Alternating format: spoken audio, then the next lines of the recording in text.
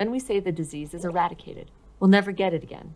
So far, only smallpox has been eradicated for humans. But incidence might not, and frequently does not, go all the way to zero, even in smaller outbreaks. Instead, the incidence might drop to a lower, steady rate. Often that's similar to what the incidence was before the outbreak, like the short-lived outbreak of cholera we looked at in the Ganges Delta in episode 1.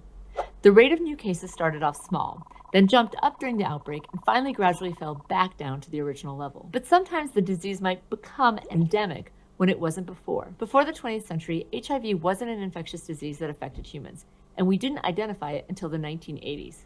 But after the global pandemic of HIV in the 80s and 90s, while the total number of new infections every year fell from its peak, HIV became persistent in many regions of the world, with only small changes in incidence over time. So in general, outbreaks end when the incidence falls to a steady rate, which may or may not be zero. That tells us something important. Even